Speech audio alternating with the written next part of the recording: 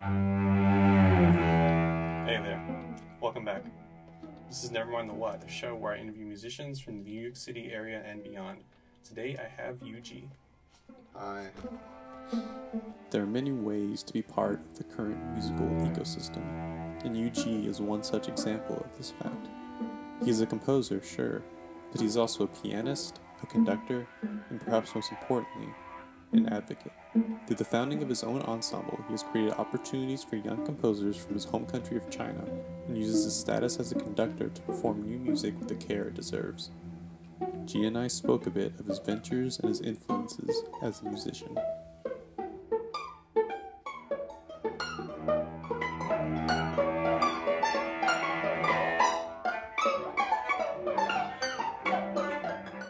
Hey G, how's it going? Oh, good. Thanks for joining me in this practice room.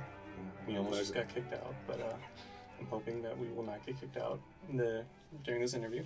Okay. So I'm curious, what's your musical journey been so far? Because I know you started playing piano. Yeah, actually, I started playing piano when I was 3. Right. Yeah, but then I just quit when I go to primary school, like when I was 6. Then I just, was that 6 years I was joining a choir in the street, and that kind of children's choir, and then I started really wanting to play some instrument. Then I just started to play piano when I was 12. I started practicing, and then I found music really like attracts me a lot. And then I practiced like 6 hours a day, and then I found maybe I can go to conservatory. Yeah. And then I go to conservatory for my undergrad and learning conducting. Okay. Yeah. So you studied conducting, not piano. Yeah, not piano. Because Okay. usually for a piano major, I started like a little bit late, and then I just learn conducting. Gotcha. And then I just came here. Right. And then, but before you are a conductor of an ensemble, right? Yeah. What ensemble was that?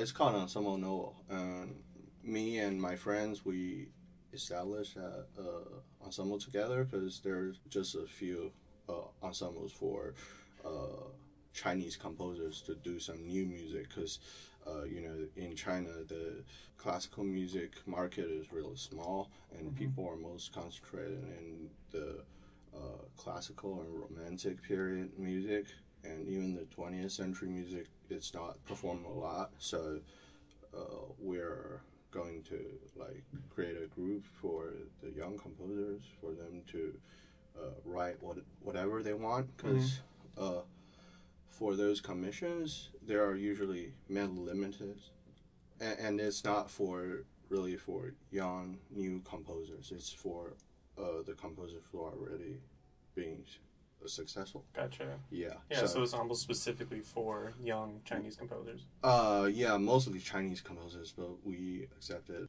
the scores from all over the world. But so far, there's only like Chinese composers mailing us. Okay. Yeah. And so, what does that process look like? Are you commissioning these composers, or are you just accepting like a call for scores kind of deal? Yeah, we do the call of scores, and as well as we're doing some commissions, but we're not paying because we don't have money.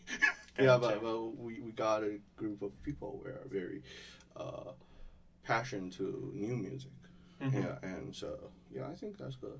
Okay, and so you serve as a conductor? Yeah. Are you serve as the music director as well, or? Yeah, as well, but actually it's like me and those 2 composers, we are all the music directors. Gotcha. So it's like a co-director kind of deal. Yeah, that kind of thing. And when did you found that? 4 years ago. And okay, so 2016. Yeah, actually the ensemble started 2015, but those 2 composers, they found the group, and then I cooperated with one of the composers with his chamber opera, and that's a brilliant piece, and you think I did the conducting job great, and he asked me to join. Okay, and, cool. And we just start to do this. Right. Yeah. And that's amazing. Yeah. That's really cool, because you're also a young composer, providing opportunities for other young composers. Yeah, but for me, I'm composing just for fun. Okay. For fun. It's not that kind of serious job for me. Because Gotcha. more like a relief or something. I spend time composing and creating something make me feel happy. Right. But I'm not thinking of really being that kind of composer. Yeah. Yeah, it's more like a hobby. Okay. And I'm in composition major most for just improving my writing skills. And really I just think I'm gonna be a conductor for my career.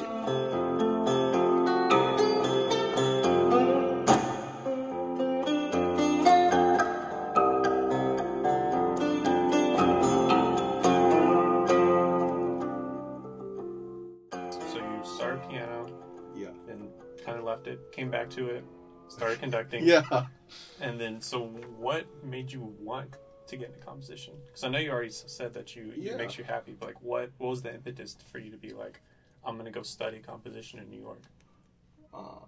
First I just write some video game music for my friends who's indie game developer, and I'm doing some exercises with my composition major friends, and then I try to write some, and then I got and I think maybe I can jump out from conducting and to see other stuff, because for most in the world, like conducting people, they learn classical and romantic, late romantic, that kind of music mostly. And for contemporary music, it's more like a beating job.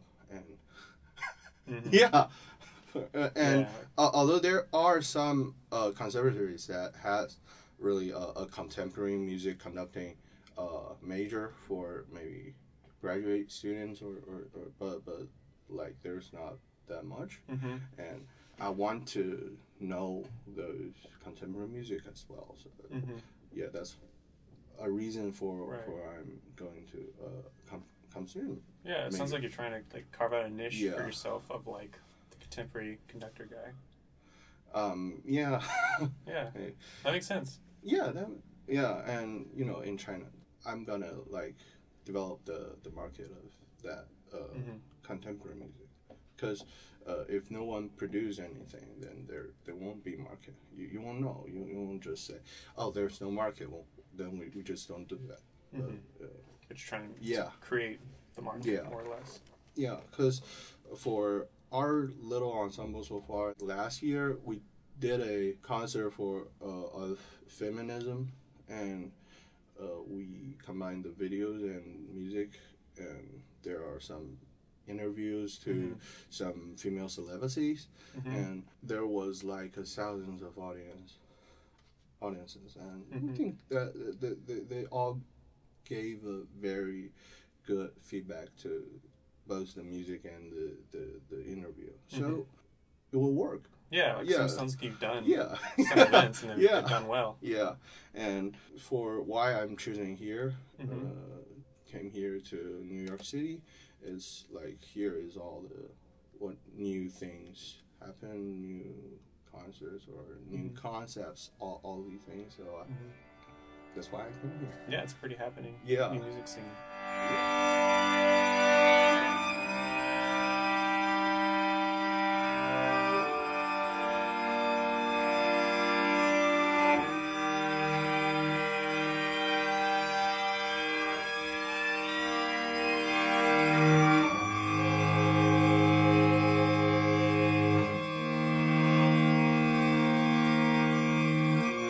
Speaking of composition, like more specifically, what type of music interests you? And when you write, like what kind of music do you like to write? When I write, mostly like I really like. Do you know a Chinese composer called Qigang Chen? He's a famous Chinese composer. He was in French, and he's a student of Messiah.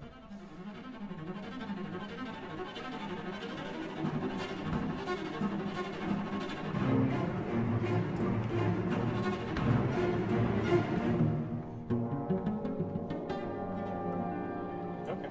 And he's pretty cool. He's means like there are Chinese-ish elements, but it's not like that. Like it's not like pentatonic or some that kind of element. It's not that typical, but you can feel the influence of French music and Chinese idea. It's more like a Chinese idea.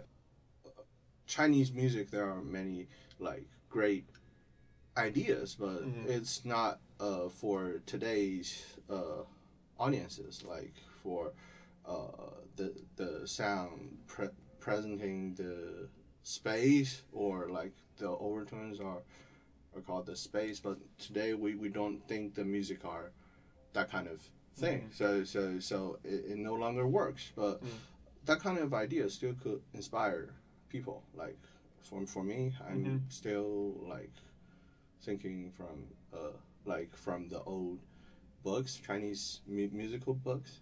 That kind of like that inspires me. And there are, sometimes like playing, just improvising or something that gave me some ideas, and I will develop it into some piece. I don't know. There's no that specific composition way. Like for me, I don't have that kind of standard, but just if I had an idea, I just write down. Right. If I don't have an idea, I just go do something else. So that's the end of the show. Nevermind the What is a show sponsored by Nevermind the Noise Composer Collective, which is a graduate student organization made up of graduate student composers here at NYU. If you want to follow us on our social medias, we're always up to new stuff. You'll find the tags here in the video, as well as in the description below. Thanks for watching, and we'll see you later.